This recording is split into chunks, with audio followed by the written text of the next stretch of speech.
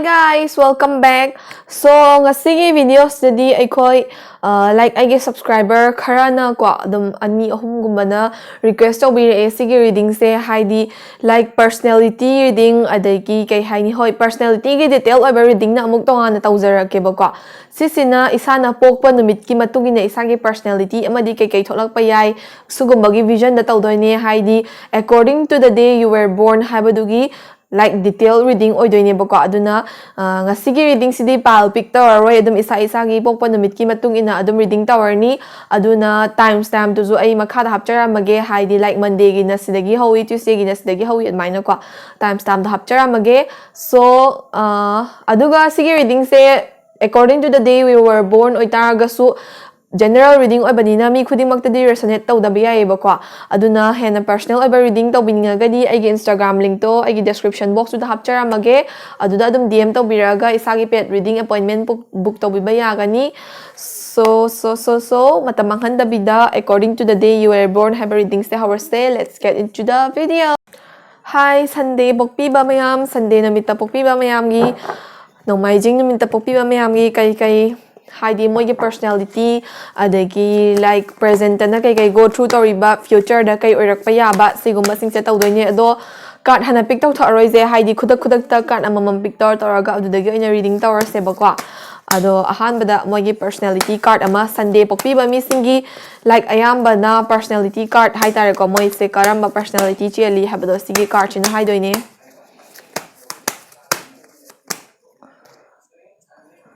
Three of Swords ko. Three of Swords hari ba card chi matungina Sunday pokpa singse sisigi personality se kamaina pige ha matamda moi se ko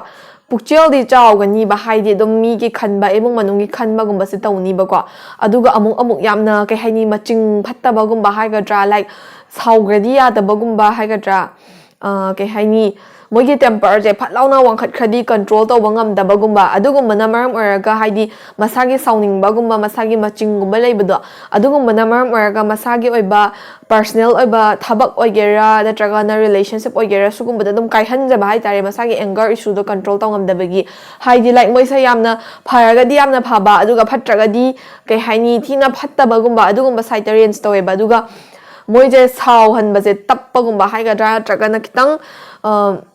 moigi maching ama leidoine ba phatlauna moigi nerve amada net lubai type ta ko kitang thieng bai type ta like kaishu leita ba wa mayam phagi jugai tawna bada kemna sawa taraga su kaishu leita wa ma cha amna phatlauna ga sawgatlaga hekta sawa matungda di sini nani khangda bagumba leidana ko adugumba character khara chen gani ba moise aduga amukso amuk nakan amaram da moise phatra bra habadina taba adum mi gi su khanbi bagumba adugumba personality su chen gani ado masagi oiba kai haini hojiki maching gumba adagi sounding ba adugumba mayam do control to bangam da badagi masagi relationship gumba career gumba adugumba da su khara akai ba ohenjai na hai ba ko aduga sisina 10 of Wands ko Sigi 10 of Wands hari ba card china moise hojik present tak ayamba na Sunday pokpa sing se kai go through tawi haidoine ado Sunday pokpi ba sing se ko moi sing se hojik se imong manung gi oiba authority responsibility imong manung khak na traga su kai hani relationship oi bi career oi bi ko adugum ba moise duties and responsibility me ama impose to eba moi de haidi moise like moi the role me ama impose to ba hai ga drama ama pisal le ba moi do ko adugum ba role adagi thabak like moi da piri ba mathau sing do duty sing do adu do complete tawna ba hotna bada moi se ware ba ko aduga moi na lawkhiba decision je hojik se regret cha ba haidi ai si thabak se ke dabai tawrino or sigi authority se ke dabai paija ruino admaina regret kuma cha ba haidi like time management gumba ngamakta ba oi bi thabak ama tawna ba hotna rekanda ama da horak pa gumba adagi ama nangna ba chelikanda ama da kayak pa gumba sigumba khar thengna biram ba yae ba ko aduna kai haini Sunday pokpi ba singse hojik se like yamna moigi mind just stable oi daba adagi thabak ama da pukning changa taw mangam daba amasu nangna ba cheli kanda karamba da hana prioritization pi doino gumba su khanbam khangja daba masana ko sigumba yamna chaotic oi ba haidi charang khoyang na ba condition khara da lairi na hai ba hojik kaina Sunday pokpi ba singse ayamba na ko aduga makha tar pada ahum suba karchina moigi like Sunday pokpi ba singi future da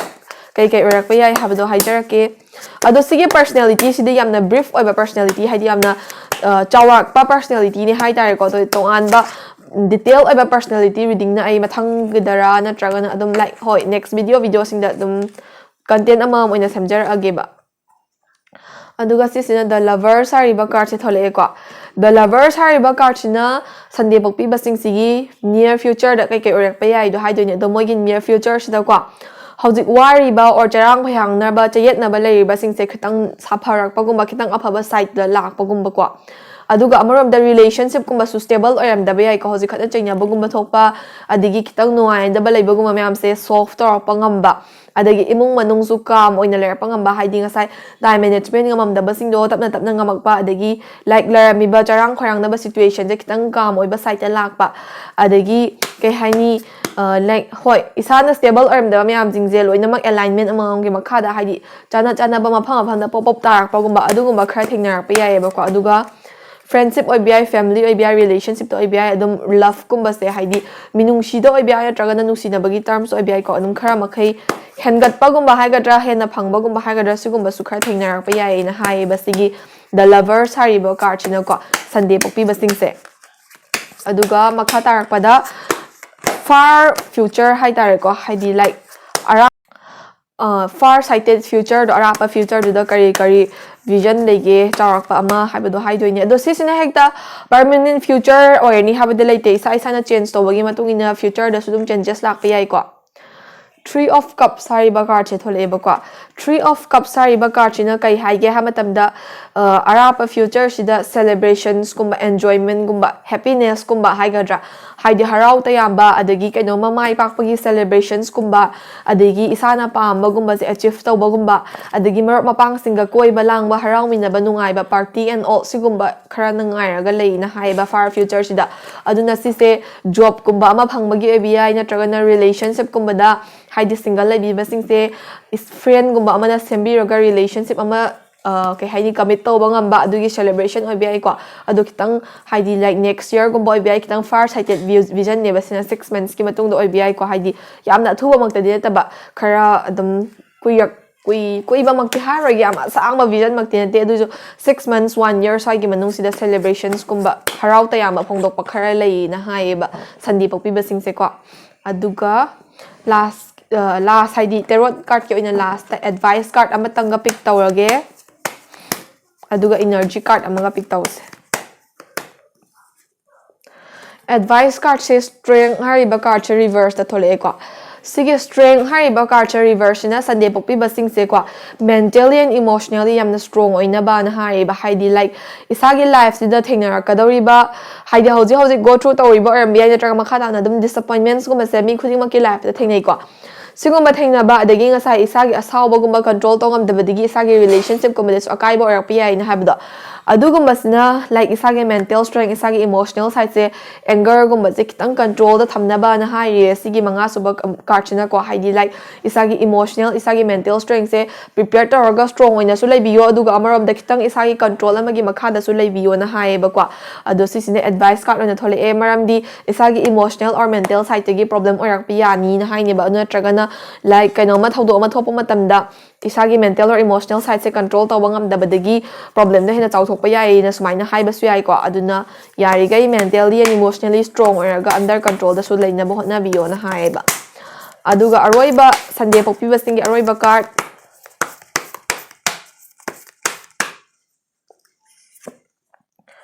divine timing hariba card che thole eba ko sigi divine timing hariba card che nga sai aina hebdo future da lovers card adigi 3 of cups lei hydra lovers card che na amuk isa nga sai time management ngam mga mamda myam do masana mafang afang da pop tar pai ta tawi adigi 3 of cups na amuk celebrations kuma na ngai ga lei adugum basing do timing matam jana na thabak to badagi oidoi ba haiding sai time management ngam da badagi or matam jada badagi adum like isa na regret to resent to toriba myamdo adum khara lerga haidi matang jana thabak hek pangthokpa matamda loina magi maphamda stabilize oiraga adum haidi problem ayambana adum solve to bangam bagi vision lei na hayaba ko problem face to biba gum boy targadi aduna hoi yamna aphaba makna traga su khara makhai dum saphaba oye haidi Sunday pokpa gai gise aduga like isagi anger isagi emotion kitang control to bangam magadi loina mak yamna phani haina khalle so ngasi ko na di Sunday pokpa singi general reading matang soida lo shinjarage sidagi lawba yaba general advice dum lotion biro aduga mathangi reading among minner say so thank you for watching Next Monday pokpibasingi reading amuk hawase. Monday namita pokpibasingdo. Ado ngasigi reading se khara di sangani ko aduna like timestamp ta yengaga adum tabiro. Ahanbada Monday pokpasingi personality death card chithole ko. Sige death card sigi matungina Monday pokpasingi personality se kai haige ha matabda moi se ko like kay haini khara sing ba haigadra natragana ko khara laiba mindful oiba mi gi personality chele haina describe taweba ko aduga moise like emotions kumba hide tawasu yamna kan gani haidi in a good way ko haidi like moigi emotion kumba se yamna fogdo odi moida sumangja bala kani adagi mingonda su burden oigani kaina khanbagi moigi nungai taba singse yam pangna nungai taba singse pangna share tok thok taba ko aduga amaromda imung manunggi oiba family gi oiba su dum khꯟꯕ ꯍꯥꯏꯇꯥꯔꯦ ꯍꯥꯏꯗꯤ ꯑꯩꯒꯤ ꯏꯃꯨꯡ ꯃꯅꯨꯡꯒꯤ ꯑꯣꯏꯕ ꯁꯤ ꯇꯧꯒꯦ ꯀꯥꯏꯅ ꯑꯗꯨꯒꯨꯝꯕ ꯋꯥꯈꯜꯂꯣꯟꯁꯨ ꯑꯗꯨꯝ ꯂꯩꯌꯦ ꯑꯗꯨꯒ ꯑꯃꯔꯣꯝꯗ ꯁꯤ ꯀꯥꯔꯗꯁꯤꯒꯤ ꯃꯇꯨꯡ ꯏꯟꯅ ꯃꯣꯏꯁꯦ ꯀꯩ ꯍꯥꯏꯒꯦ ꯍꯥꯏꯕ ꯃꯇꯝꯗ ꯃꯣꯏꯁꯦ ꯔꯤꯖꯜꯠꯀꯨꯝꯕ ꯑꯗꯒꯤ ꯄ꯭ꯔꯥꯏꯖꯦꯁꯀꯨꯝꯕꯗꯗꯤ ꯈꯔ ꯌꯦꯡꯒꯜꯂꯦꯕ ꯍꯥꯏꯗꯤ ꯊꯕꯛ ꯑꯃ ꯇꯧꯔꯝꯗꯥꯏꯗ ꯑꯩꯉꯣꯟꯗ ꯀꯥꯟꯅꯗ꯭ꯔꯗꯤ ꯀꯩꯗꯧꯕꯩ ꯇꯧꯗꯣꯏꯅꯣ ꯍꯥꯏꯕꯒꯤ ꯋꯥꯈꯜꯒꯨꯝꯕ ꯈꯔ ꯆꯦꯜꯂꯦꯕꯀꯣ ꯑꯗꯨꯅ ꯃꯣꯏꯗ ꯇꯣꯛꯁꯤꯛ ꯐ꯭ꯔꯦꯟꯗꯁꯤꯞꯀꯨꯝꯕ ꯑꯗꯒꯤ ꯂꯥꯏꯛ ꯃꯔꯨꯞ ꯃꯄꯥꯡꯁꯤꯡꯗ ꯅꯨꯡꯉꯥꯏꯅꯗꯕꯒꯨꯝꯕ ꯌꯥꯎꯔꯛꯄ ꯃꯇꯝꯗ ꯃꯣꯏꯅ ꯀꯩꯝꯇ ꯂꯥꯟꯗꯕꯤꯗ ꯃꯉꯣꯟꯗ ꯐꯣꯜꯀꯨꯝꯕ ꯇꯥꯍꯜꯂꯗꯤꯀꯣ ꯑꯗꯨꯒꯤ ꯐ꯭ꯔꯦꯟꯗꯁꯤꯞꯀꯨꯝꯕ ꯑꯗꯨꯒꯤ ꯔꯤꯂꯦꯁꯟꯁꯤꯞꯀꯨꯝꯕꯗꯣ ꯐꯠ ꯂꯥꯎꯅ ꯀꯛꯊꯠꯄꯗ ꯃꯣꯏꯗ ꯀꯩꯝꯇ ꯆꯤꯡꯅꯕ ꯂꯩꯇꯕꯒꯨꯝꯕ ꯍꯥꯏꯇꯥꯔꯦꯀꯣ ꯍꯥꯏꯗꯤ ꯌꯥꯝꯅ ꯀꯣꯜ ꯍꯥꯔꯇꯦꯠꯁꯨ ꯑꯣꯏꯕ ꯉꯝꯕ ꯑꯗꯒꯤ ꯌꯥꯝ ꯋꯥꯔꯝ ꯍꯥꯔꯇꯦꯠꯁꯨ ꯑꯣꯏꯕ ꯑꯅꯤꯃꯛ ꯃꯤꯛꯁ ꯇꯧꯕꯒꯤ ꯇꯥꯏꯞꯇ ꯇꯧꯋꯦꯕ ꯁꯤꯒꯤ ꯀꯥꯔꯗꯁꯤꯅ ꯍꯥꯏꯔꯤꯁꯦ ꯍꯥꯏꯗꯤ ꯂꯥꯏꯛ ꯃꯣꯏꯗꯕꯨ ꯐꯔꯤꯈꯩ ꯃꯣꯏꯁꯨ ꯐꯒꯦ ꯍꯥꯏꯕ ꯑꯗꯨꯒ ꯃꯣꯏꯗ ꯂꯥꯜꯂꯛꯄ ꯈꯤꯇꯪ ꯅꯨꯡꯉꯥꯏꯇꯕ ꯊꯕꯛ ꯑꯃ ꯇꯧꯔꯛꯄ ꯃꯇꯝꯗꯗꯤ ꯐꯠ ꯂꯥꯎꯅ ꯔꯤꯂꯦꯁꯟꯁꯤꯞꯀꯨꯝꯕꯗ ꯀꯛꯊꯠꯄꯗ ꯃꯣꯏꯗ ꯔꯤꯒ꯭ꯔꯦꯠ ꯑꯝꯇ ꯆꯥꯗꯕꯒꯨꯝꯕꯁꯦ ꯇꯧꯋꯦꯅ ꯍꯥꯏꯌꯦꯕꯀꯣ ꯑꯗꯨꯒ ꯅꯦꯛꯁꯇ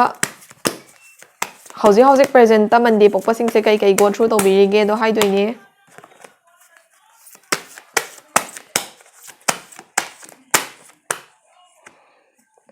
Ace of Swords ꯍꯥꯏꯔꯤꯕ ꯀꯥꯔꯗꯁꯦ ꯊꯣꯛꯂꯛꯑꯦꯀꯣ ꯁꯤꯒꯤ Ace of Swords ꯍꯥꯏꯔꯤꯕ ꯀꯥꯔꯗꯁꯤꯅ ꯃꯟꯗꯦ ꯄꯣꯛꯄꯤꯕꯁꯤꯡꯁꯦ ꯍꯧꯖꯤꯛꯁꯦ ꯊꯕꯛ ꯇꯧꯒꯗꯕꯗꯤ ꯃꯌꯥꯝ ꯑꯃ ꯂꯩꯕꯀꯣ ꯏꯁꯥꯒꯤ ꯃꯥꯡꯗ ꯇꯧꯒꯗꯕ ꯊꯕꯛꯇꯤ ꯃꯌꯥꯝ ꯑꯃ ꯂꯩꯌꯦꯕ ꯑꯗꯨ ꯇꯥꯔꯒꯁꯨ ꯑꯗꯨꯝ ꯄ꯭ꯔꯣꯀ꯭ꯔꯥꯁꯇꯤꯅꯦꯠ ꯇꯧꯕꯒꯨꯝꯕ ꯍꯥꯏꯕꯗꯤ ꯀꯣꯟꯅ ꯇꯧꯕ ꯌꯥꯅꯤ ꯍꯥꯏꯅ ꯗꯤꯂꯦ ꯇꯧꯊꯣꯛꯑꯒ ꯊꯝꯕꯒꯨꯝꯕꯀꯣ ꯑꯗꯒꯤ ꯇꯧꯒꯗꯕ ꯊꯕꯛ ꯃꯌꯥꯝꯁꯦ ꯌꯥꯝꯃꯟꯗꯅ ꯀꯔꯝꯕ ꯍꯥꯟꯅ ꯇꯧꯗꯣꯏꯅꯣꯁꯦ ꯈꯟꯐꯝ ꯈꯪꯗꯕ ꯏꯁꯥꯗ ꯀ꯭ꯂꯦꯔꯤꯇꯤ ꯑꯃ ꯐꯪꯗꯕ ꯑꯗꯒꯤ ꯏꯁꯥꯁꯦ ꯂꯥꯏꯛ ꯇꯧꯗꯕ ꯌꯥꯗ꯭ꯔꯦ ꯍꯥꯏꯕꯒꯤ ꯆꯔꯥꯡ ꯈꯣꯏꯔꯥꯡꯅꯕ ꯑꯃꯗꯤ ꯐꯥꯎꯋꯦꯕ ꯏꯁꯥꯁꯤꯗꯀꯣ ꯑꯗꯨ ꯇꯥꯔꯒꯁꯨ ꯇꯧꯔꯣꯗꯅ ꯍꯥꯏꯕꯁꯨ ꯇꯧꯗꯕꯒꯨꯝꯕ ꯍꯥꯏꯗꯤ ꯋꯥꯈꯜꯗꯗꯤ ꯁꯤꯃ ꯇꯧꯗꯕ ꯌꯥꯗ꯭ꯔꯦ ꯁꯤꯃ ꯇꯧꯗꯕ ꯌꯥꯗ꯭ꯔꯦꯅ ꯈꯟꯅꯤꯕ ꯑꯗꯨ ꯇꯥꯔꯒꯁꯨ ꯄ꯭ꯔꯦꯛꯇꯤꯀꯦꯜ ꯑꯣꯏꯅꯗꯤ ꯄꯥꯡꯊꯣꯛꯇꯕꯒꯨꯝꯕ ꯑꯗꯨꯝ ꯈꯜꯂꯒ ꯗꯤꯂꯦ ꯇꯧꯔꯒ ꯂꯩꯗꯣꯏꯅꯦꯕ ꯑꯗꯨꯒ ꯍꯌꯦꯡ ꯃꯇꯝ ꯌꯥꯗ꯭ꯔꯀꯥꯟꯗ ꯔꯁ ꯇꯧꯕꯒꯨꯝꯕ ꯁꯤꯒꯨꯝꯕꯁꯤꯡꯁꯦ ꯍꯧꯖꯤꯛ ꯄ꯭ꯔꯦꯖꯦꯟꯁꯤꯗ ꯒꯣ ꯊ꯭ꯔꯨ ꯇꯧꯔꯤ ꯑꯗꯨꯅ ꯃꯣꯏꯁꯦ ꯂꯥꯏꯐꯇ ꯍꯧꯖꯤꯛꯁꯦ ꯀ꯭ꯂꯦꯔꯤꯇꯤ ꯑꯃꯗꯤ ꯄꯥꯝꯃꯦꯕ ꯍꯥꯏꯗꯤ ꯑꯩꯅ ꯇꯧꯗꯣꯔꯤꯁꯦ ꯀꯩꯅꯣ ꯍꯥꯏꯕꯁꯤ ꯀ꯭ꯂꯦꯔꯤꯇꯤ ꯑꯃꯗꯤ ꯄꯥꯝꯃꯦ ꯑꯗꯨ ꯇꯥꯔꯒꯁꯨ ꯀ꯭ꯂꯦꯔꯤꯇꯤꯗꯣ ꯌꯧꯕ ꯉꯝꯗꯕ ꯀꯩꯗꯧꯗꯣꯏꯅꯣꯁꯦ ꯑꯗꯨꯝ ꯈꯜꯂꯒꯗꯪ ꯂꯩꯕ ꯊꯕꯛ ꯑꯣꯏꯅꯗꯤ ꯄꯥꯡꯊꯣꯛꯄ ꯁꯨꯡꯉꯝ ꯉꯝꯗꯕ ꯁꯤꯒꯨꯝꯕꯁꯤꯡꯁꯤꯅ ꯁꯔꯥꯎꯟ ꯇꯧꯔꯤꯅ ꯍꯥꯏꯌꯦꯕ ꯍꯧꯖꯤꯛ ꯄ꯭ꯔꯦꯖꯦꯟꯁꯦꯀꯣ ꯑꯗꯨꯒ ꯅꯦꯛꯁꯀꯤ ꯀꯥꯔꯗꯁꯤꯅ ꯅꯤꯌꯔ future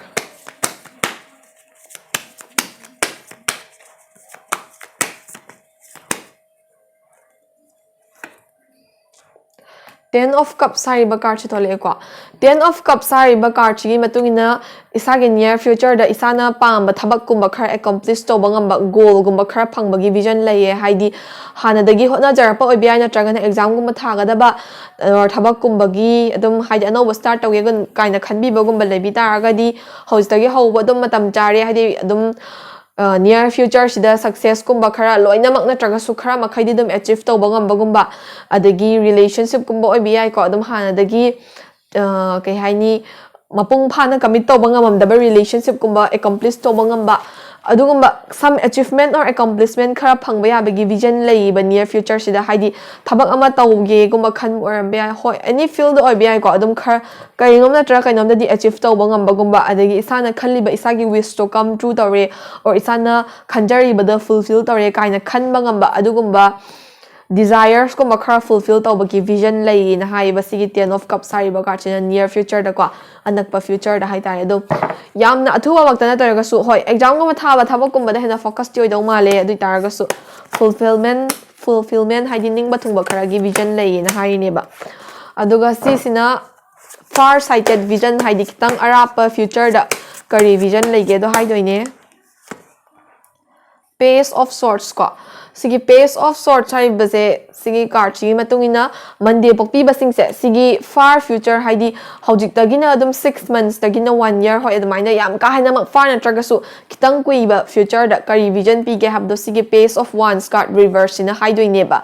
Page of Swords card reverse na haidoi ne haba ko adu si Page of Swords card reverse na hari se isa je thabak ama tawa matamda overconfident oiba haidi hojiki mamangi near future da kainoma khara achieve tawgiba khara fulfill tawgiba duna maram araga isa je overconfident oiba adagi know it all attitude haidi tawgadaba thabak to khajik tang khangaga loina ma khangabagi monga tawbagumba ko adugumba singduna isagi ego isagi overconfident nature duna isagi future or isagi career gumbagi lambi yan thachaba yabagi mongda pi ko haidi like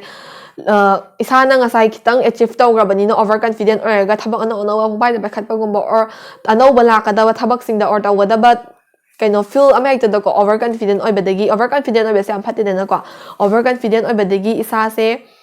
isagi lambi do isana yan thachaba sigumba se thingnaba yae na haye duga amaromda ko wangang bada yamna checksin biyo means isagi wa isa na ngangthokiba wasina isagi against the weapon oina seasonar ko yabagi vision su layeba ko haidi mina adum isa na ngangthokiba waduna like manas my happiness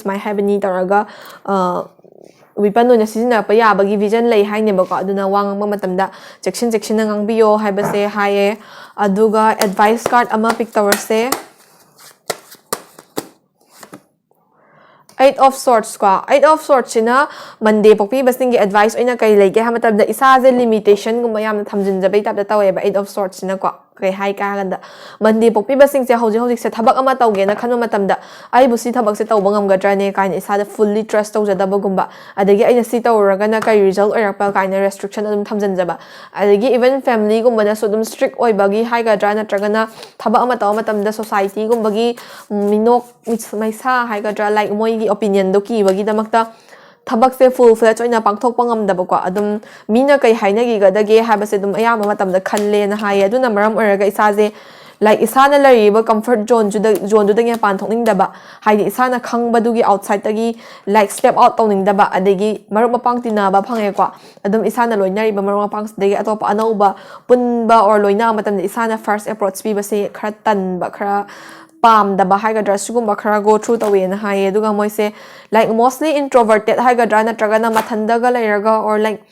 mana comfortable oba mi marakta lairaga khak nungai jaba open oi jaba adugumba khara tawe na haye ba ko aduna advice card oina kai lege ha matam da isagi aki bagumba isagi fear gumba se khara conquer tawiyo confident oibiyo but do not be overconfident haidi confident oibiyo aduga overconfident oigano aduga ngasai haibado like wangamba matamda khara chection biyo khotlo habdo adu jo advice oina lei doine ba ko aduga Monday pokpi basingi aroiba energy card pick tower se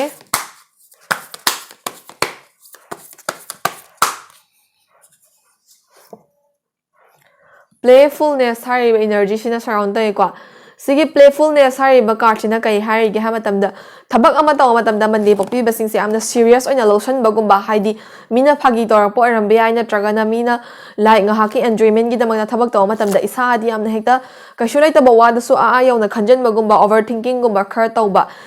yam thina kashulai ta matter da su yam serious ta san bagumba sigumba se khar go through tawe na haye ba kwa auna sigi playfulness hari ba energy card sina kai hari ge ha matamda life se harau ta yam ba nungai ba na su khar surround to hanbiyo adum serious mota layer ga di haidi adum kai haini serious energy na surround taraga lehen targa di life ki excitement joy do kai haini experience to banga maroi haiba gumba ne ko aduna phagi gumba tawna matam or kitang harau ta yamba enjoy to matam dadi isa do khara free oina flow to hanbiyo haiba gumba ne ba so Monday pokwi basingi su general reading matang swaida lo shinjare stegi ba law ba ba general advice option biraga mathangi reading among aminareste ngasi oina di thank you for watching my video bye bye. Hi guys, so Tuesday the pokpi basingi reading hour se my personality reading Tuesday the pokpa me apse kai personality cheli Princess of Swords hojita thokiba Monday gi card ta thokiba card ni ko se Monday gi reading da adubu like thoklai ba feel se manade aduna sisina Tuesday pokpi basingi personality gi maram da hai doine ado Tuesday pokpi basing se kitang pang ba hai gadra sing ba wat ba hai doira like mabuk phaman bagi hai doira moi se dom miwa tabam gumba khonthi chabam gumba da yam leigan lebo ko haidi thabak se ꯊꯕꯛ ꯇꯧꯔꯁꯨ ꯈꯣꯟꯊꯤ ꯆꯥꯕꯒꯨꯝꯕ ꯑꯗꯒꯤ ꯑꯃꯨꯛ ꯃꯤꯅ ꯃꯁꯤꯡ ꯊꯥꯕꯤꯗꯕꯒꯨꯝꯕ ꯍꯥꯏꯒꯗ꯭ꯔꯥ ꯁꯤꯒꯨꯝꯕꯁꯦ ꯈꯔ ꯇꯧꯋꯦ ꯃꯣꯏꯒꯤ ꯂꯥꯏꯐꯁꯦ ꯑꯗꯨꯒ ꯃꯣꯏꯒꯤ ꯄꯔꯁꯣꯅꯦꯂꯤꯇꯤ ꯑꯣꯏꯅ ꯀꯩ ꯂꯩꯒꯦ ꯍꯥꯏꯕ ꯃꯇꯝꯗ ꯃꯣꯏꯁꯦ ꯃꯤꯒꯨꯝꯕꯁꯦ ꯌꯥꯝ ꯏꯖꯤꯂꯤ ꯇ꯭ꯔꯁ ꯇꯧꯒꯜꯂꯦꯀꯣ ꯑꯗꯨꯒ ꯑꯗꯨꯝ ꯃꯤꯁꯤꯅ ꯈꯤꯇꯪ ꯃꯣꯏꯗ ꯀ꯭ꯂꯣꯁ ꯑꯣꯏꯕꯒꯤ ꯃꯑꯣꯡꯗ ꯋꯥꯔꯤꯒꯨꯝꯕ ꯁꯥꯔꯛ ꯇꯥꯔꯒꯗꯤ ꯃꯣꯏꯒꯤ ꯑꯣꯏꯕ ꯋꯥ ꯃꯌꯥꯝꯁꯦ ꯂꯣꯏꯅꯃꯛ ꯗꯣꯔꯣ ꯍꯦꯛꯇ ꯍꯥꯏꯗꯣꯛꯄꯒꯨꯝꯕ ꯄꯨꯛꯇ ꯋꯥ ꯌꯥꯝ ꯀꯟꯅ ꯂꯣꯠꯄ ꯍꯩꯇꯕꯒꯨꯝꯕ ꯑꯗꯒꯤ ꯏꯃꯨꯡ ꯃꯅꯨꯡꯒꯤ ꯈ꯭ꯋꯥꯏꯗꯒꯤ ꯋꯥꯖꯕꯁꯨ ꯃꯣꯏꯅ ꯋꯥꯖꯗꯣꯏꯅꯦꯕ ꯑꯗꯨꯒ ꯃꯤꯋꯥ ꯇꯥꯕ ꯈꯣꯟꯊꯤ ꯆꯥꯕꯁꯨ ꯃꯣꯏꯅ ꯑꯗꯨꯝ ꯆꯥꯗꯣꯏꯅꯦꯕꯀꯣ ꯑꯗꯨꯒ ꯑꯃꯔꯣꯝꯗ ꯃꯣꯏꯁꯦ ꯂꯥꯏꯛ ꯈꯤꯇꯪ ꯑꯅꯝ ꯀꯟꯕꯒꯨꯝꯕ ꯑꯗꯨꯒꯨꯝꯕꯁꯨ ꯁꯥꯏꯠ ꯑꯃꯗ ꯆꯦꯜꯂꯤ ꯑꯗꯨꯒ ꯃꯕꯨꯛ ꯐꯕꯅꯤꯅ ꯃꯤ ꯂꯣꯏꯅꯕ ꯇꯤꯟꯅꯕꯗ ꯋꯥ ꯉꯥꯡꯕ ꯃꯇꯝꯗ ꯃꯣꯏꯗꯧꯅ ꯂꯣꯏꯅꯃꯛ ꯃꯤ ꯑꯇꯣꯞꯄꯁꯨ ꯇꯧꯕ꯭ꯔꯥꯅ ꯈꯟꯕꯒꯤ ꯋꯥ ꯉꯥꯡꯕ ꯃꯇꯝꯗ ꯕ꯭ꯔꯦꯛꯀꯨꯝꯕ ꯈꯔ ꯐꯥꯗꯦꯕꯀꯣ ꯑꯗꯨꯅ ꯃꯣꯏꯅ ꯉꯥꯡꯕ ꯋꯥꯁꯤꯅ ꯃꯣꯏꯒꯤ ꯑꯒꯦꯟꯁꯇ ꯃꯤꯅ ꯑꯦꯗꯚꯥꯟꯇꯦꯖ ꯂꯧꯕꯤꯕꯒꯨꯝꯕ ꯁꯤꯒꯨꯝꯕꯁꯤꯁꯨ ꯌꯥꯝ ꯇꯧꯋꯦ ꯑꯗꯨꯒ ꯑꯃꯔꯣꯝꯗ ꯃꯤꯅ ꯀꯥꯟꯅꯕ ꯂꯧꯊꯣꯛꯄꯤꯈ꯭ꯔꯒ ꯑꯗꯨꯝ ꯕ꯭ꯂꯦꯝꯒꯨꯝꯕꯁꯤꯁꯨ ꯃꯣꯏꯅ ꯆꯥꯍꯧꯕꯒꯨꯝꯕ ꯁꯤꯒꯨꯝꯕꯁꯤꯁꯨ ꯑꯗꯨꯝ ꯊꯦꯡꯅꯩꯌꯦ ꯑꯗꯨꯕꯨ ꯑꯜꯇꯤꯃꯦꯠꯂꯤ ꯃꯣꯏꯒꯤ ꯑꯐꯕ ꯗꯤꯠꯁꯤꯡꯗꯨꯅ ꯃꯣꯏꯁꯦ ꯔꯤꯋꯥꯔꯗꯀꯨꯝꯕꯗꯤ ꯍꯥꯏꯗꯤ ꯀꯔꯃ ꯒꯨꯗ ꯀꯔꯃꯒꯤ ꯔꯤꯋꯥꯔꯗꯀꯨꯝꯕꯗꯤ ꯑꯗꯨꯝ ꯐꯪꯒꯅꯤ ꯑꯗꯨ ꯑꯣꯏꯇꯥꯔꯒꯁꯨ ꯈꯔ ꯍꯣꯏ ꯈꯣꯟꯊꯤ ꯆꯥꯕꯝꯗ ꯂꯩ ꯍꯥꯏꯕꯗꯣ ꯑꯩꯅ ꯑꯗꯨꯗꯣ ꯑꯣꯏꯗꯣꯏꯅꯦꯕ ꯃꯣꯏꯁꯦ ꯑꯌꯥꯝꯕꯅ ꯑꯗꯨꯝ ꯄꯨꯛ ꯐꯃꯟꯕꯒꯤ ꯁꯣꯏꯕ ꯍꯥꯏꯗꯣꯏꯔꯥ ꯑꯗꯒꯤ ꯑꯃꯨꯛ ꯍꯣꯏ ꯃꯣꯏꯒꯤ ꯕꯦꯗ ꯇ꯭ꯔꯦꯠꯁꯨ ꯂꯩꯀꯣ ꯕꯦꯗ ꯇ꯭ꯔꯦꯠꯁꯤꯅ ꯀꯩꯅꯣ ꯍꯥꯏꯕ ꯃꯇꯝꯗ ꯂꯥꯏꯛ ꯃꯣꯏꯁꯦ ꯁꯥꯎꯔꯒꯗꯤ ꯂꯥꯏꯛ ꯃꯣꯏꯁꯦ ꯌꯥꯝ ꯊꯨꯅ ꯁꯥꯎꯒꯟꯕꯒꯨꯝꯕ ꯍꯥꯏꯒꯗ꯭ꯔꯥ ꯑꯗꯒꯤ ꯁꯥꯎꯔꯒ ꯊꯦꯝꯕꯁꯨ ꯑꯃꯨꯛ لاꯏꯗꯣꯏꯅꯦꯕ ꯑꯗꯨ ꯑꯣꯏꯇꯥꯔꯒꯁꯨ ꯁꯥꯎꯕꯒꯨꯝꯕꯁꯦ ꯌꯥꯝ ꯊꯨꯕ ꯑꯗꯒꯤ ꯈꯤꯇꯪ ꯇꯧꯕ ꯃꯇꯝꯗ ꯍꯦꯟꯅ ꯈꯟꯖꯤꯟꯕꯒꯨꯝꯕ ꯁꯤꯒꯨꯝꯕꯁꯤꯁꯨꯈꯔ ꯇꯧꯋꯦꯀꯣ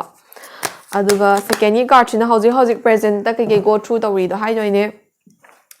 ꯑꯗꯣ 7 of Swords ꯍꯥꯏꯔꯤꯕ ꯀꯥꯔꯠꯁꯤ ꯊꯣꯛꯂꯛꯑꯦꯀꯣ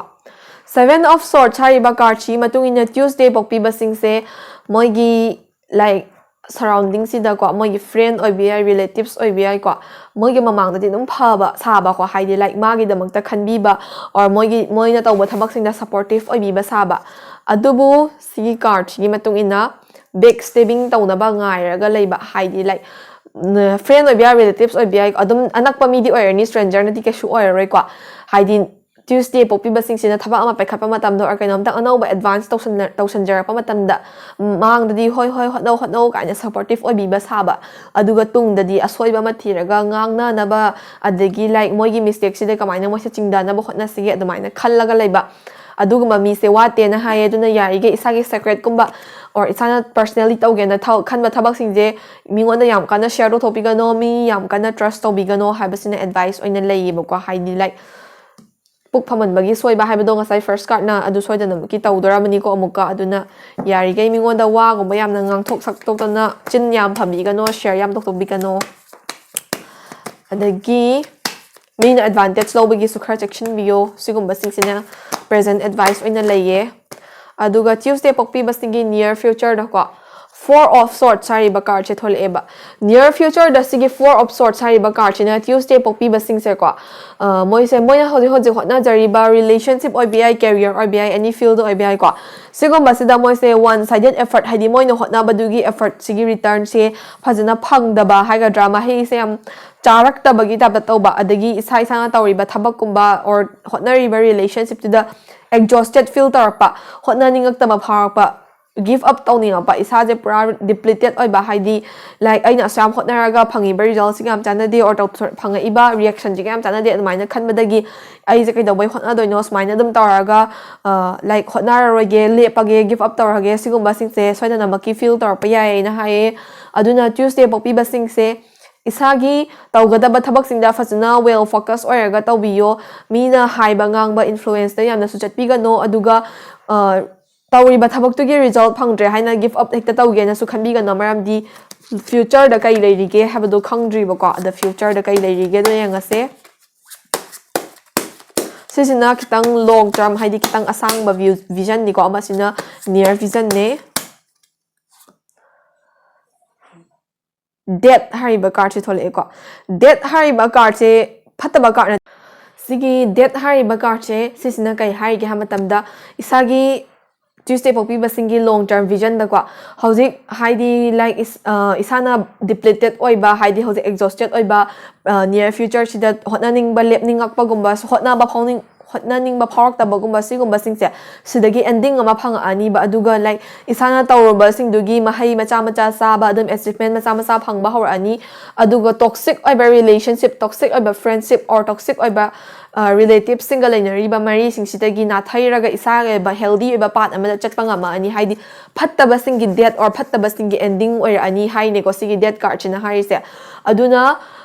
kitang near future da budi problematic oiba rough oiba journey oitarga su long term vision da di adugumba rough oiba toxic oiba isagi tung nangangna ba phattana ba khanba si myam sidagi ending ama haidi like freedom ama phangaga isagi anoba path am da achievement macha macha phangaga goal macha macha accomplish taraga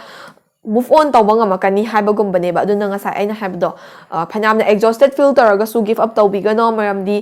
like aduguma phattaba myam dugi ending oikhraga aphaba gi saruk su soidana maki thungakini haidoine ba nga sai hamba karna su good karma gi reward lakani habado adudo haine ba ko aduga tarot card advice oina kai kai lege habdo yangase Tuesday pokpi bastingi advice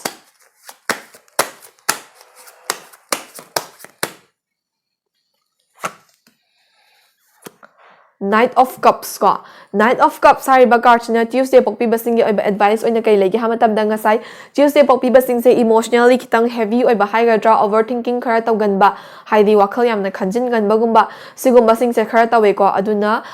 Tuesday pokpi basing do sigumba wakhal yam hena khanjin bagumba overthinking gumba se tawbigano aduga yari gai life ta ko adum spark ama hingana bo hotna biyo haidi kainama thabang matang matamda happy oina thawai changna pukning na yaningna tawba thabaktadi mai soidana maki pa kaniba aduna thaba ma taw matamda tawdori har kan yamna bit leitaba phawraba or like ngahak tuda haidi moody or aba ko adugi moody oiba do hana phana bo hotna biyo maramde adumaina thawai nungai ta tawba thabakse yam kana sumai pa oi aduga kai haini like hoi aphama mahi chabada kitang wagani ba aduna thaba ama taw matamda spark ama adum yahan biyo isana happy or kana isana willing or kana thabok to pangthok piyo na haibasina advice oina laye aduga yam ka hena overthinking to bigano yam ka hena khanjin bigano haibasina su advice oina laye ba ko aduga Tuesday pokpi basingi energy card amaga pick tower se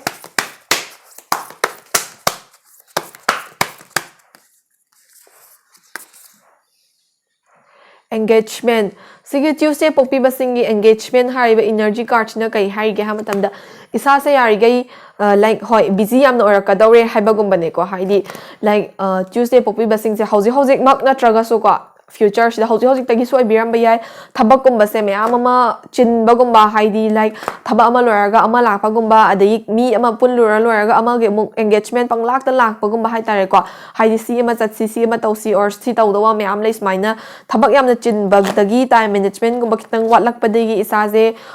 wa bane hen bagumba adai like thabak amta mapung phana tawbangam da bagumba sigumba se khar lakpa yai aduna khara di chin ga dawre habasima khangjin biraga time management phasna haina chatna na bo hotna biyo maram di time management haitragadi problem oina loinamak urakani aduga time management hairagadi aphaba oina loinamak uni ko aduna yari gai thabak chin dawre gumba se khangbir abanina time management haina chatpiyo na haibasina energy advice oina laye So, Tuesday pokpasingi general reading matang swaida losinjare sidagi lawba yaba general advice losin biraga tung matung tarakpada kay orakpa yai habado amok next reading da yang minarase ngasi goina di matang swaida losinjarage. Thank you for watching. Bye bye.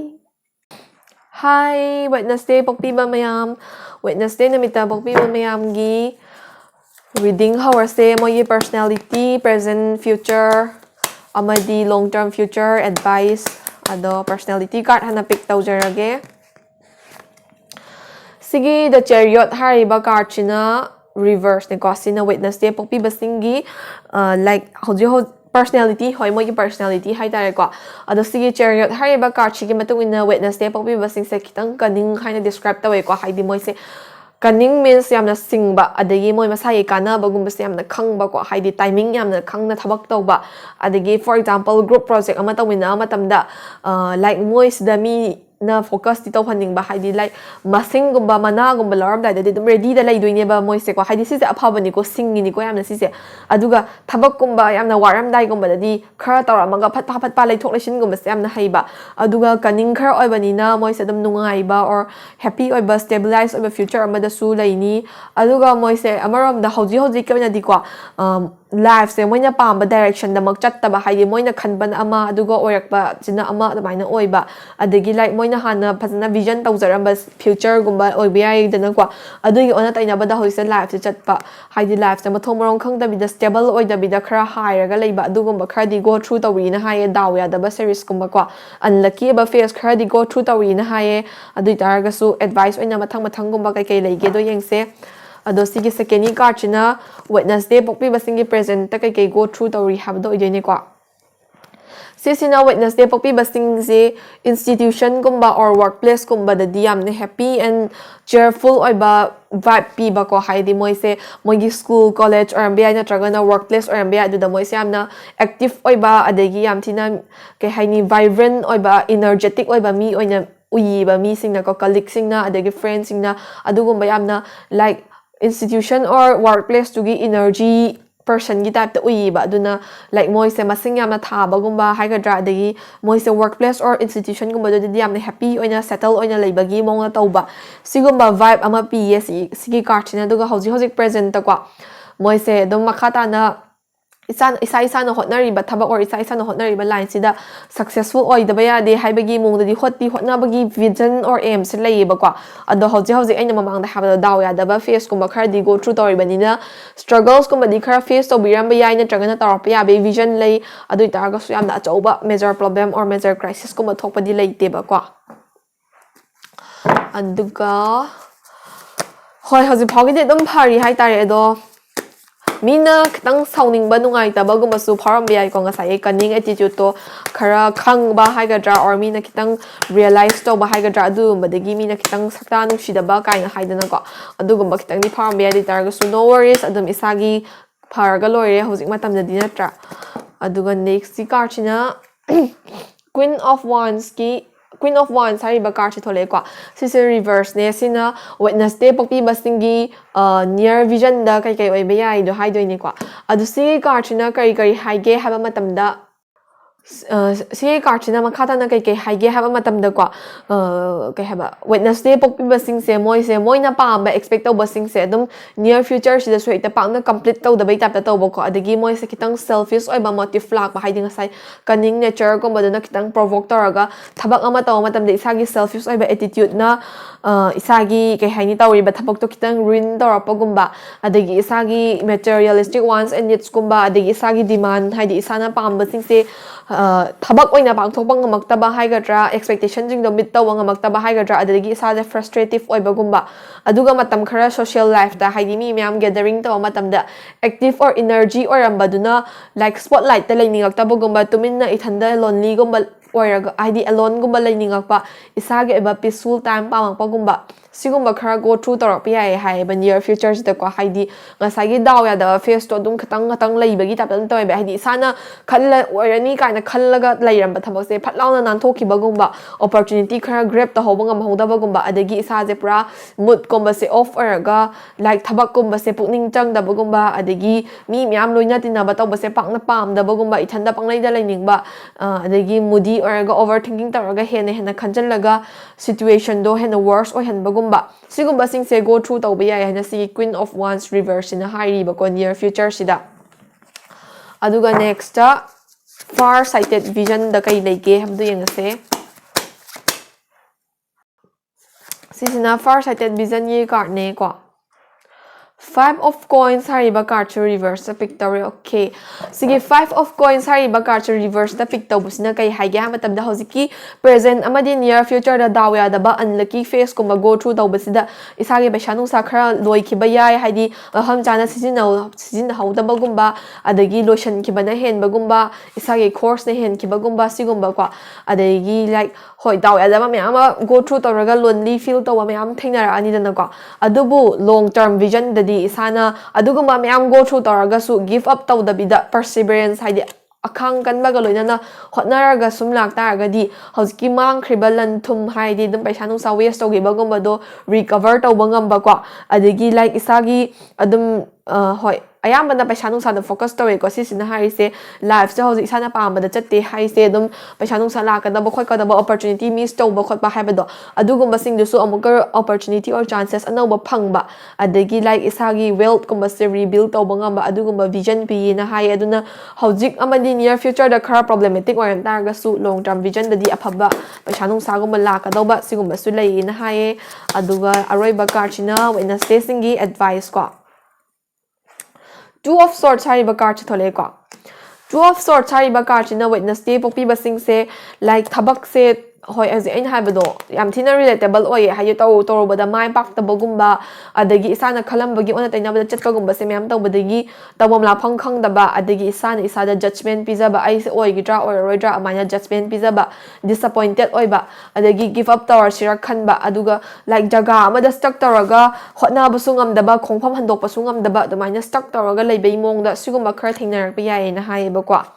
aduna Wednesday pakbi basingi advice oina kai legi ha matam da Panamna rough oiba or Panamna dawya da ba thena targa su future dadi like long term future dadi aphaba se lari banina give up taw da bida phasna hotna biyo adum khang ba kan biyo ngai ba kan biyo aduga aphaba adum lakani habasine advice oina lai ba kwa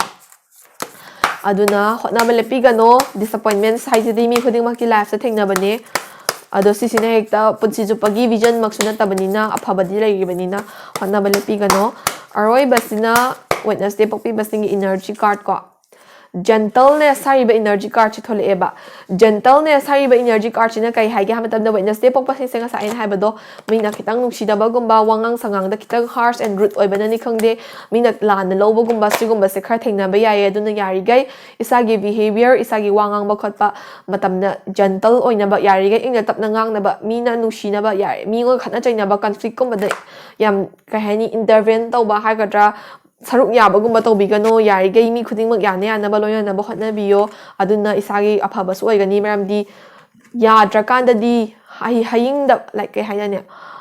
pat la di haying da faunon jaw habra almaina ama leibani like isagi thabak kana balai akanda di mi singya oina mak yana yana ba chat kadam ne baduna daw ya jingai mek to the conflict ta mok mingle taw targa di amena phatta bu oini ba ko aduna yari gai gentle oina ba yari gai ingna tapna wangang na ba khotna ba adagi like mingon the root oidana ba khotna biyo habasina energy advice ne ba ko so Wednesday pokpa singi su general reading matang swaida loijare sidagi logba ya ba advice lotion biraga mathangi reading among I say thank you for watching. Bye bye. So Thursday pokpi ba mayam gi su reading say Thursday pokpi ba singi personality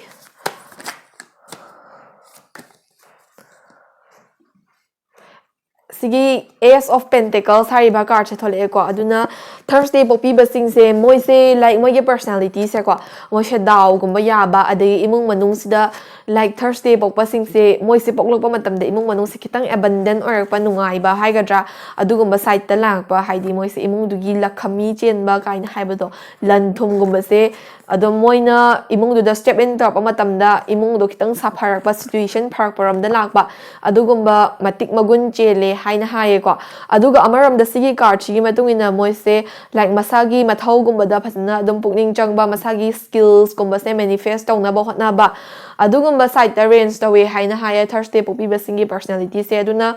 moi se hotna ba kan ba adagi like adum hoi mi gi su khan ba adugumba side ta range da we adum aphaba side ta range da we moi gi personality se adu aina nga sa ha dunya si se yamna deep oiba personality ate brief personality ne aduna kai haini yamna detail oiba personality reading di ko na tapna tawzarake ko adu sisina the full hariba card che thole ko sina Thursday pokpi basing se hoji present ta kai go through tori ge do haidoi ni ko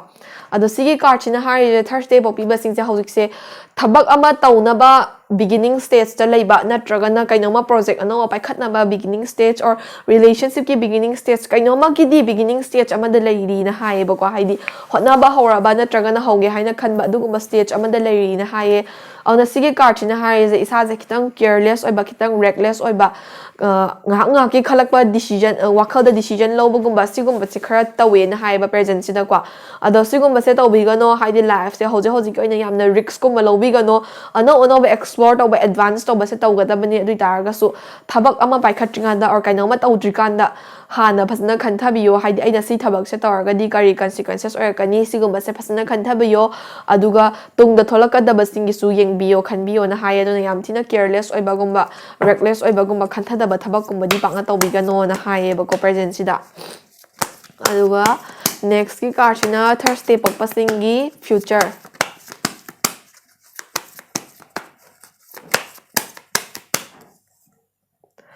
Six of Wands ꯍꯥꯏꯔꯤꯕ ꯀꯥꯔꯗꯁꯤ ꯊꯣꯛꯂꯛꯑꯦꯀꯣ ꯁꯤꯒꯤ Six of Wands ꯍꯥꯏꯔꯤꯕ ꯀꯥꯔꯗꯁꯤꯅ Thursday ꯄꯣꯛꯄꯤꯕꯁꯤꯡꯒꯤ future ꯍꯥꯏꯗꯤ ꯅꯤꯌꯔ future ꯑꯅꯛꯄ ꯐ꯭ꯌꯨꯆꯔꯗꯀꯣ ꯀꯔꯤ ꯂꯩꯒꯦꯗꯣ ꯍꯥꯏꯗꯣꯏꯅꯦ ꯑꯗꯣ ꯁꯤꯒꯤ Six of Wands ꯍꯥꯏꯔꯤꯕ ꯀꯥꯔꯗꯁꯤꯅ ꯊꯔꯁꯗꯦ ꯄꯣꯛꯄꯤꯕꯁꯤꯡꯁꯦ ꯍꯧꯖꯤꯛ ꯑꯩꯅ ꯍꯥꯏꯕꯗꯣ ꯄ꯭ꯔꯦꯖꯦꯟꯁꯤꯗ ꯈꯤꯇꯪ ꯀꯦꯌꯔꯂꯦꯁ ꯑꯣꯏꯈꯤꯕ ꯑꯗꯒꯤ ꯔꯦꯛꯂꯦꯁ ꯑꯣꯏꯕ ꯈꯟꯊꯗꯕꯤꯗ ꯔꯤꯛꯁ ꯄꯨꯡꯂꯧꯗ ꯂꯧꯕꯒꯨꯝꯕ ꯁꯤꯒꯨꯝꯕꯁꯦ ꯈꯔ ꯊꯦꯡꯅꯕ ꯌꯥꯏꯑꯕꯀꯣ ꯊꯦꯡꯅꯕꯗꯒꯤ ꯏꯁꯥꯁꯦ ꯇꯧꯔꯨꯕ ꯊꯕꯛꯇ ꯃꯥꯏ ꯄꯥꯛꯇꯕꯒꯨꯝꯕ ꯍꯥꯏꯒꯗ꯭ꯔꯥ ꯑꯗꯒꯤ ꯂꯣ ꯁ꯭ꯄꯤꯔꯤꯇꯦꯠ ꯑꯣꯏꯕꯒꯨꯝꯕ ꯏꯁꯥꯁꯦ ꯏꯃꯣꯁꯅꯦꯜꯂꯤ ꯍꯦꯄꯤ ꯑꯣꯏꯗꯕ ꯑꯗꯒꯤ ꯂꯥꯏꯛ ꯉꯁꯥꯏꯒꯤ ꯀꯦꯌꯔꯂꯦꯁ ꯑꯣꯏꯕ ꯉꯥꯏꯍꯥꯛꯇꯪꯒꯤ ꯈꯟꯊꯍꯧꯗꯕ impatient ꯑꯣꯏꯕ ꯅꯦꯆꯔꯗꯨꯅ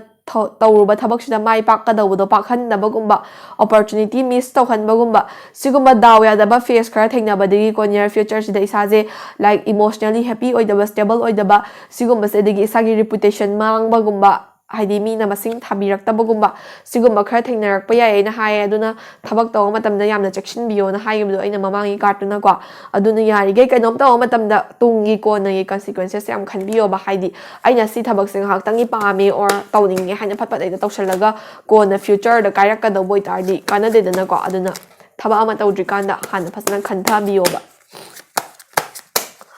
ꯑꯗꯨꯒ ꯅꯦꯛꯁꯀꯤ ꯀꯥꯔꯠꯁꯤꯅ ꯊꯔꯁꯗꯦ ꯄꯣꯛꯄꯁꯤꯡꯒꯤ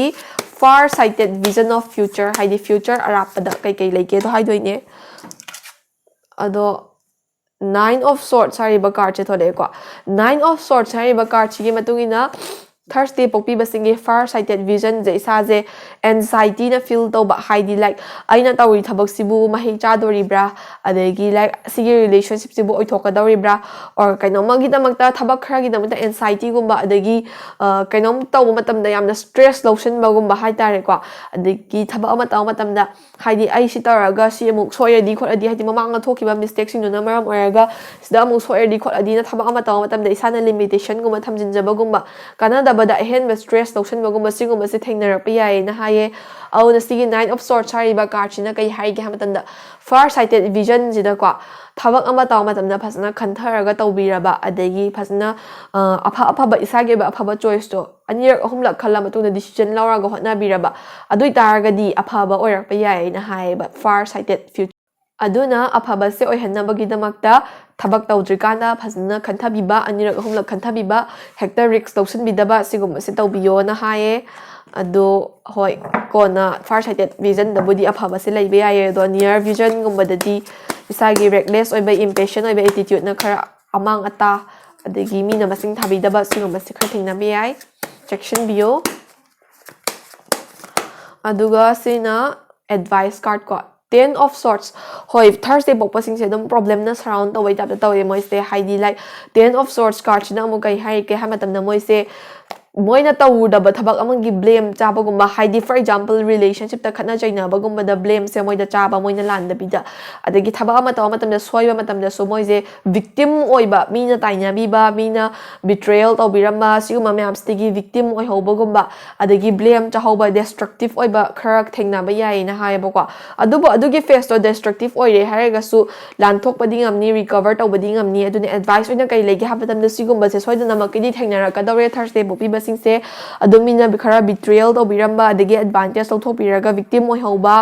ꯑꯗꯒꯤ blame ꯆꯥꯍꯧꯕ ꯁꯤꯒꯨꯝꯕꯁꯦ ꯈꯔꯗꯤ ꯊꯦꯡꯅꯗꯧꯔꯦ ꯑꯗꯨꯅ ꯁꯤꯒꯨꯝꯕꯗ victim ꯑꯣꯏꯔꯦ blame ꯆꯥꯔꯦ ꯍꯥꯏꯅ ꯄꯨꯔꯥ ꯍꯦꯛꯇ down ꯆꯠꯂꯒ ꯀꯩꯝꯇ ꯃꯈꯥ ꯇꯥꯕ ꯍꯣꯠꯅꯅꯤꯡꯗꯕ ꯁꯤꯒꯨꯝꯕꯁꯦ ꯇꯧꯕꯤꯒꯅꯣ ꯑꯗꯨꯒꯤ ꯃꯍꯨꯠꯇ ꯂꯥꯏꯛ ꯂꯦꯁꯟ ꯑꯃ ꯑꯣꯏꯅ ꯂꯔꯟ ꯇꯧꯔꯒ ꯃꯈꯥ ꯇꯥꯔꯛꯄ ꯀꯩ ꯇꯧꯕ ꯌꯥꯏ ꯍꯥꯏꯕꯗꯣ ꯍꯣꯠꯅꯕꯤꯌꯣꯕꯀꯣ ꯑꯗꯨꯒ ꯑꯔꯣꯏꯕ ꯏꯅꯔꯖꯤ ꯀꯥꯔꯠꯁꯤꯅ Get Centered ꯍꯥꯏꯔꯤꯕ energy ꯀꯥꯔꯠꯁꯤ ꯊꯣꯛꯂꯛꯑꯦꯕ Sigi get centered hariba energy card china kai haige ha matam da Thursday pokpi basing se isagi thabak kum da focus to bida ba hojik se amasu lamjan na hotna ba adigi thabak amada mainly focus to bangam da ba sigo basing je tawi aduna nga sa ina have do careless oi ba kai have do aduna yari gai hojik centered oi na ba hotna biro haidi tawgada ba thabak amada fasna khantharaga focus oi ba gumba sigo ba se tawbiro matam jare sidagi amu thengdaraga di hena mangja ba lakani aduna yari gai centered oi na ba tawbiro habasina advice oi na lei ba ko so Thursday gisu general reading matang side loi jare sidagi makha tarpa among mathangi video personality gi video do mai minarste ngasi go na di thank you for watching my video bye bye so next the Friday bokpi basingi moigi personality present future si mo yengase so Friday bokpi basingi personality oina kai lege have do hamba card ama pick towerste Knight of Wands hariba card che pick tore ko reverse ta sigi Knight of Wands hariba card che reverse na Friday pokpi basing se kitang impatient oi bangai ngam singam da bagum bakar tawe aduga moi se haidi kaino ma mi na kaino ma taw ba se hektang basing tha ning da ba haidi mi na taw ba se pen penja da bagum ba ko moi da adegi like mi na kaino ma hack pa or kaino ma taw da ba se ngai ngam da bagum ba adegi isage ba thabak ta su ngai ngam da ba rush to ba khara adegi tawgada ba thabak se wakhalda didum khallaga thabak oina di pangthok tabida kona nangoroi hair kanda category ta aga hotna bagumba sigumba se khara tawe na haye ba ko Friday pokpi basing se aduna kitang ngai ngam singam da ba impatient oi ba nature se khara control to biyo na haye duga hoi moi se hotna ba budi kalle ba hotna ba kan taraga sunga sai gi impatient oi ba duna kitang ruin taw ba haga da dugumba khara tawe so next ani ahom chong thorak pase lawam khangde ba ko aduna reshuffle tawrine sina Friday pokpi basingi present ne ba ko the moon hariba card reverse ta pick tawre sigi the moon hariba card reverse na kai haige ham tam da Friday pokpi basing se moi se hauji se moi ge future ge vision je pra mam bai ta taw ba haidi ai je life ta kai do doino ai je kai tawraga na hena mai pak toino adegi hauji lai ba se noma haugi bana dum han ba gumba aduga ko na gi plan gumba se mayam lai tar go su adugi vision do pongmam ba gumba plan do pangthok pangam gi dranga moroi dra kai na khanba khallaga di dum lai ba thabak oina pangthok pangam da ba ha do aina ko adegi like ai je bu aina pami ba jingjibu phangidra khotkidra sigum se wakhal dum khallaga matam je dum delay to hangi ba dum haugi bana han ba gumba sigum ba mayam je procrastinate to yam kalli ko Friday sing si so aduna hauji di kai haini moi je ngahak ki khalak pa thabak to ina tawraga leiba ko na gi eba kemta hotna da ba haigadra hotna raga suma pung phana pangthok pangam da ba haigadra sigum ba kharna surround to eba ko aduga Friday pokpi basingi near vision Friday pokpi basingi near future ge vision da kai lege ha matam da moi se moina tawri ba thabak sing de hauji kaina vision uram da ba sing do near future da kitang clear oi ba ora ni ba ID future je ai si tawrni ha ba kitang clear oi ba kitang pangthok pangamak pa ha ga thabak to mapung phana kitang pangthok pangamak pa ko adui taraga su hekta loina mak achieve tawra bra ha bi te ba haidi pra vision do close tawra ga leram ba do khara phangak pa ai taraga adigi perseverance ha ba di ngai ba kan magumba adugumbadagi akhang kan mangai ba kan badagi mahi tapna budi charak pagi mami urakpa adagi wisdom and knowledge isagi knowledge amadi wisdom sizinaraga thabak taw matamda adum kana ba phangba haigadra sigumba se thinarakani adagi Friday pokpi basing se masana pa sa thokiba mistake kumba haigadra kaino masoigi badagi thabak no na pangthok pangam da basuguma sukhra tawbiram ba yae ba ko aduguma fear gumba aduguma akiba lei basing du sukhra adum like past ko ba akiba lei basing do khra adum overcome taw banga ma aga ngasai future gi opportunity gumba do grab taw bangam na ba hotnarak pa gumba sigumba se near future thengnarak pa yae haidi hauji mak clear oidana nongma gi haugi bana halali basing je near future da dikitang vision clear or pa aduguma do phangakani na hai ne ba ko aduga Friday pokpi basingi far sighted vision da kai lege habdo yengase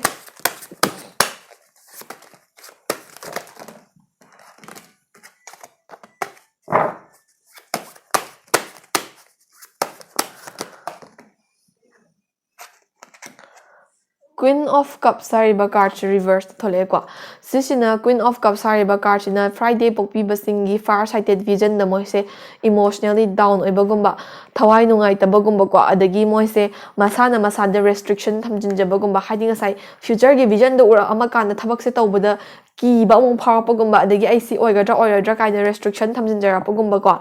aduga moise moi masa open hearted oibanga maktaba Pukchel Southhokna Tabak Tobangam the Bagumba Sigumbase far sighted vision in a crappy riba on a sigi carchi matungina kai hai hamatam the Tabak amataum the pra open hearted or gato bio the targani mahi jabasu hengani aduga amaram the kara compassionate or bio hide isagi dan kanda bida migi surrounding giloinari ba mi sindugi sukara kanba adamina kitang compassionate about behavior should pio na haye ko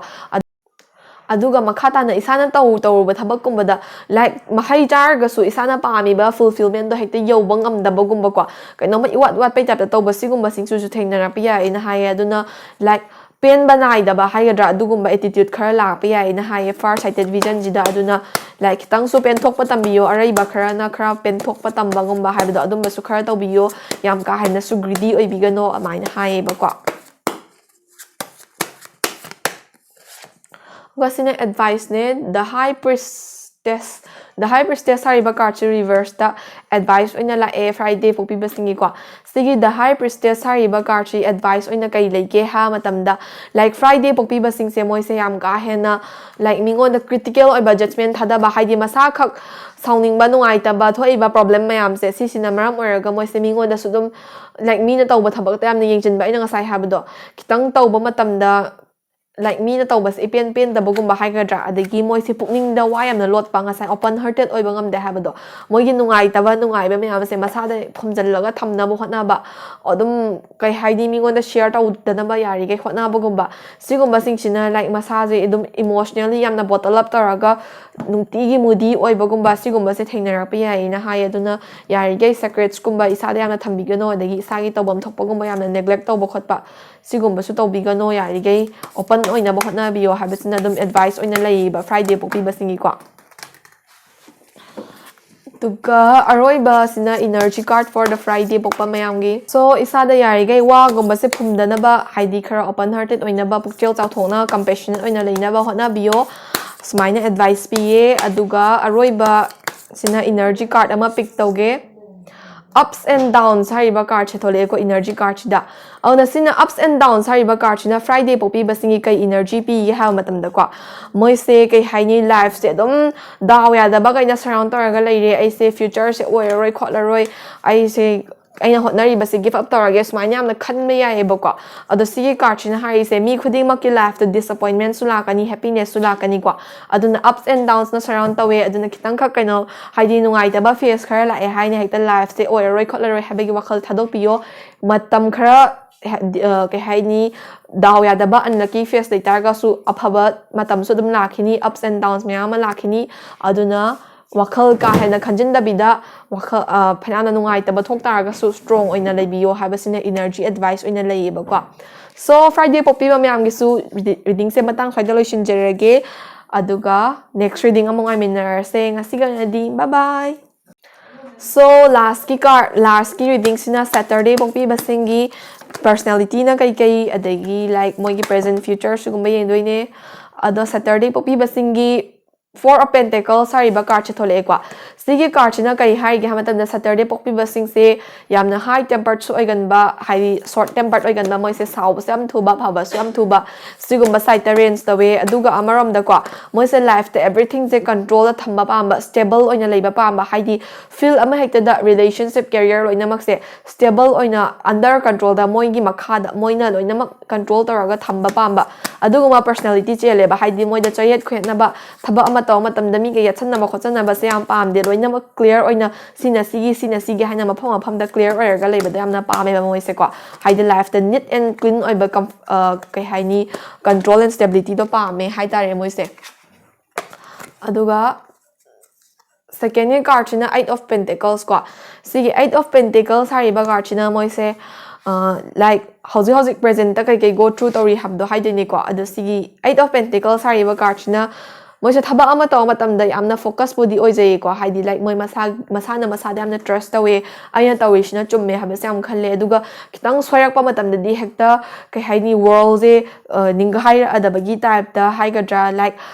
kitang sorak pa matam da masada su judgment yamna pizagani adagi everything je perfect oidaba yade habe mong da hana plan out to doini ba moi koksida kwa aduga plan dugi matung ina chalak ta matam da moi se ekta yam khanjan bagumba sigumba su tawe ko aduga amaram da everything je picture perfect oina loina mak visualize tawni but thaba ama tawdri kan da ai si thabak se tawdi si consequences oiba na hana khoto oga khanto oga thamba adugumba condition khara chele ba moi se ko aduna hoji present da so moi se future gi vision phasna sort out taraga leidi leiba ado future du haide moina khalliba dugi ona tainaba da kainom tholapa matam di yam hena khanjan bagumba thawai nungai tabagumba singumba si sudum go through tawen hai aduna thabak ama taw matam da isada judgment pibagumba or perfect oidredi ade gumba khanbase khara thadok piyo na hai aduga next ta Saturday pokpasingi near future da kai rakpe ai do hai doine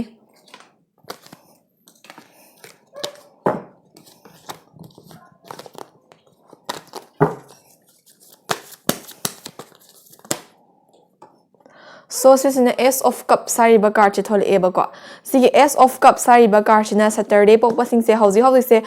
se moina khanja ba moina tawge na khanno mayam se thabak oina pangthok pal sida mahi icha cha da bagumba or like to ba thabak se mai pak ta bagumba de moi se emotionally khara down oi bagumba sigumba se face tor kani ba present sida ko adu emotionally down oi ba sing se isada bottle up toraga phumjal laga thamna bo hotna ni be ama matamda aduna near future sida hauji ki phumjal li ba emotional mayam zero emotion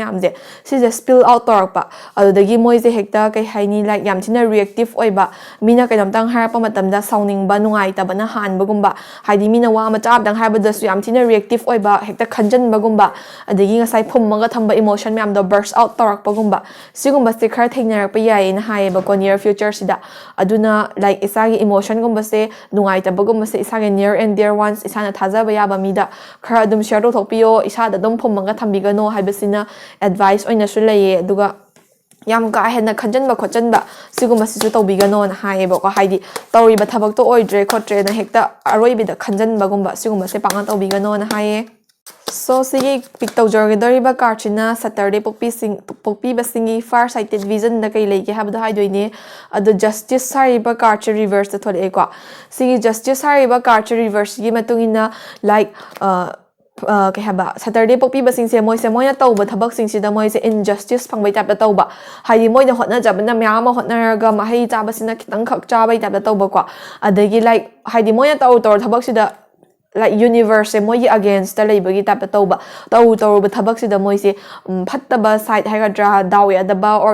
adum hauji su face tarangani ko sida makha tan na moi da adum unfair oiba injustice oiba myama tho e kaina masa ma thanda khanjin ba sigum ba sing se thengnarak pa yai ba ko adui taraga su mi khuding ma ki life ta adum disappointment setbacks myam se thengnar ine hana awa ba khangam da ba or like loina ma control da leram ba dum layo habdi abanate problem gum su khara tholak ta ba ne ko adu sina amuk hekta aroi ba en tak ki future do oi habanate matam khara gi ne dum si su dum go through to bangam gani habase kaubi ga no na hai ba sisina sigi mari suba karchina ko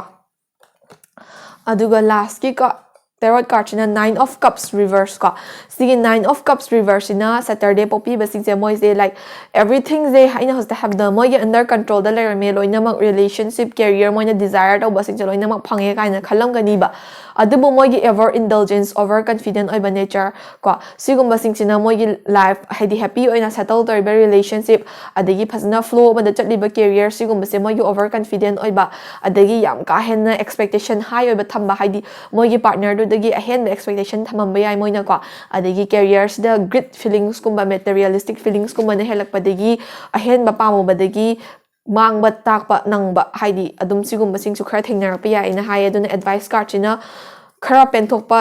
tambiyo na hai haidi arai ba khara na penthok pa tamba adagi yam ka hena high obe expectation thambida ba sigumba si se tawbiyo natraga di like expectation do thungak taba matam da thina nungai taba downfall chatpai tap da feel torak pa yai na hai aduna advice oina ko like yam ka hena overconfident oiba isani sabu yam hena thajaba adagi mingon dagi yam expectation thamba sisu tawbiga no adagi isana ngamba thabak sing je yari gai isana bangthok na bo hotna biyo smaina haye ko ꯑꯗꯨꯒ ꯑꯔꯣꯏꯕ ꯀꯥꯔꯗꯁꯤꯅ gratitude ꯍꯥꯏꯔꯤꯕ ꯀꯥꯔꯗꯁꯦ energy card ꯑꯣꯏꯅ ꯊꯣꯛꯂꯛꯑꯦꯀꯣ ꯁꯤꯒꯤ gratitude ꯍꯥꯏꯔꯤꯕ energy ꯀꯥꯔꯗꯁꯤꯅ ꯀꯩ ꯍꯥꯏꯒꯦ ꯍꯥꯏꯕ ꯃꯇꯝꯗ ꯁꯦꯇꯔꯗꯦ ꯄꯣꯛꯄꯤꯕ ꯃꯌꯥꯝꯁꯦ ꯃꯣꯏꯁꯦ ꯂꯥꯏꯐꯇ ꯑꯦꯄ꯭ꯔꯤꯁꯤꯌꯦꯁꯟ ꯌꯥꯝ ꯋꯥꯠꯂꯦ ꯍꯥꯏꯗꯤ ꯃꯣꯏꯗ ꯐꯅꯌꯥꯝꯅ ꯑꯐꯕ ꯐꯪ ꯇꯥꯔꯒꯁꯨ ꯗꯥꯎ ꯌꯥꯕ ꯐꯪ ꯇꯥꯔꯒꯁꯨ ꯃꯣꯏꯁꯦ ꯄꯦꯟꯊꯣꯛꯄ ꯅꯥꯏꯗꯕ ꯑꯦꯄ꯭ꯔꯤꯁꯤꯌꯦꯠ ꯇꯧꯅꯤꯡꯗꯕ ꯑꯗꯩ ꯃꯤꯅ ꯃꯣꯏꯒꯤꯗꯃꯛꯇ ꯀꯩꯅꯣꯝ ꯇꯧꯕꯤꯕꯁꯦ ꯂꯥꯏꯛ ꯒ꯭ꯔꯦꯇꯤꯇ꯭ꯌꯨꯠꯁꯦ ꯄꯥꯛꯅ ꯎꯠꯇꯕꯒꯨꯝꯕ ꯁꯤꯒꯨꯝꯕꯁꯦ ꯈꯔ ꯇꯧꯕ ꯃꯥꯜꯂꯦꯕꯀꯣ ꯑꯗꯨꯅ ꯁꯤꯒꯤ ꯏꯅꯔꯖꯤ ꯑꯦꯗꯚꯥꯏꯁ ꯑꯣꯏꯅ ꯀꯩ ꯂꯩꯒꯦ ꯍꯥꯏꯕ ꯃꯇꯝꯗ ꯀꯩꯅꯣꯝꯃ ꯑꯐꯕ ꯑꯃ ꯐꯪꯕ ꯃꯇꯝꯗ ꯑꯦꯄ꯭ꯔꯤꯁꯤꯌꯦꯠ ꯇꯧꯕꯤꯌꯣ ꯃꯤꯅ ꯃꯇꯦꯡ ꯑꯃ ꯄꯥꯡꯉꯛꯄ ꯃꯇꯝꯗ ꯒ꯭ꯔꯦꯇꯤꯇ꯭ꯌꯨꯠ ꯐꯤꯂꯤꯡꯗꯣ ꯎꯠꯄꯤꯌꯣ ꯑꯗꯨ ꯑꯣꯏꯇꯥꯔꯒꯗꯤ ꯃꯤꯅꯁꯨ ꯃꯈꯥ ꯇꯥꯅ ꯃꯇꯦꯡ ꯄꯥꯡꯅꯤꯡꯕꯁꯨ ꯐꯥꯎꯔꯛꯀꯅꯤꯗꯅꯀꯣ ꯑꯗꯒꯤ ꯂꯥꯏꯐꯀꯤ ꯑꯣꯏꯕ ꯃꯆꯥ ꯃꯆꯥ ꯁ꯭ꯃꯣꯜ ꯊꯤꯡꯁ ꯑꯦꯄ꯭ꯔꯤꯁꯤꯌꯦꯠ ꯇꯧꯕ ꯇꯝꯕꯤꯌꯣ ꯕꯤగ్ ꯄꯤꯛꯆꯔ ꯉꯥꯛꯇ ꯎꯕꯤꯒꯅꯣ ꯁꯨꯃꯥꯏꯅ ꯏꯅꯔꯖꯤ ꯑꯦꯗꯚꯥꯏꯁ ꯑꯣꯏꯅ ꯂꯩꯌꯦꯕ ꯁꯦꯇꯔꯗꯦ ꯄꯣꯛꯄꯤꯕꯁꯤꯡꯒꯤꯀꯣ ꯁꯣ ꯉꯁꯤꯒꯤ ꯑꯣꯏꯅꯁꯨ ꯁꯦꯇꯔꯗꯦꯒꯤ ꯖꯦꯅꯔꯦꯜ ꯔꯤꯗꯤꯡꯁꯦ ꯃꯇꯥꯡ ꯁ꯭ꯋꯥꯏꯗ ꯂꯣꯏꯖꯔꯦ ꯁꯤꯗꯒꯤ ꯂꯧꯕ ꯌꯥꯕ ꯖꯦꯅꯔꯦꯜ ꯑꯦꯗꯚꯥꯏꯁ ꯂꯧꯁꯤꯟꯕꯤꯔꯣ ꯉꯁꯤꯒꯤ ꯑꯣꯏꯅꯗꯤ ꯕꯥꯏ ꯕꯥꯏ So guys, ngasiga oinadi readings de matang side loisinjarage aduga next ta ai detail personality reading amuk tawjarake ko aduga February head reading amaina mathang content myam ama ngairaga leire aduna videos dum thuna thagat pangamna hotnajarake mayamna makha tana aibu support tawbiyo aduga atopa kai topic ta content samhaningi habadu dum comment tawbiramo aduga channel asibu subscribe tawbiraga share tawbiba kaubigano aduga video asibu like amadi comment su tawbiramo aduna ngasiga yadi thank you for watching my video stay tuned for more bye bye